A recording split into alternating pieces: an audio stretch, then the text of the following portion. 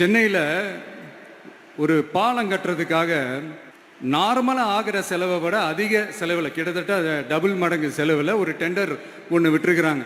அதையெல்லாம் தோண்டி எடுத்து அதெல்லாம் இப்போது கண்டுபிடிச்சி கேன்சல் பண்ணியிருக்கிறோம்.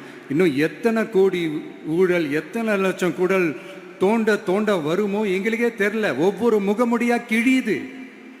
ஐயோ, இந்த விஜய் ஒவ்வொரு கதையா எடுத்து வெளியில விட்டுருவான் போலேன்ட்டு திரும்புற பக்கம்லாம் கதறல் கதறல் கதறல், காதலேருந்து ரத்தம் வராத குறை.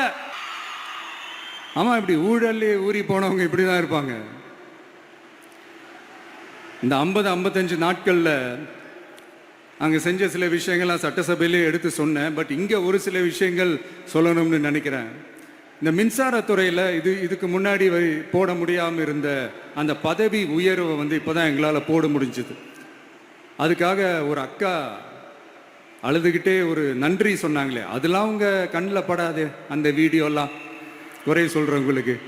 அடுத்து லஞ்சம்லாம் ஒழிக்க முடியாது, ஊழல்லாம் ஒழிக்க முடியாது, அதெல்லாம் பிளட்டிலே ஊறி போய் இருக்கு அப்படின்னு சொன்னவங்க போய் ஒவ்வொரு கவர்மெண்ட் ஆஃபீஸா பாருங்க. ஒரு பைசா லஞ்சம் இல்லை, ஒரு பைசா ஊழல் இல்லை.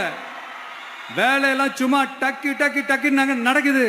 ஒரு பெரியவர் ஒருத்தர் சொல்றாரு, தம்பி வேலையெல்லாம் நடக்குது, ஆனா அதையும் தாண்டி எங்களுக்கு மரியாதை கொடுக்குறாங்க தம்பி, உட்கார வச்சுலாம் பேசுறாங்க.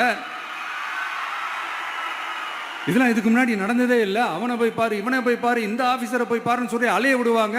இப்ப லஞ்சம் இல்லை, ஊழல் இல்லை, வேலையெல்லாம் உடனே உடனே நடக்குது. மக்கள் அப்படி ஒரு பெருமூச்சு ஒன்று விடுறாங்க.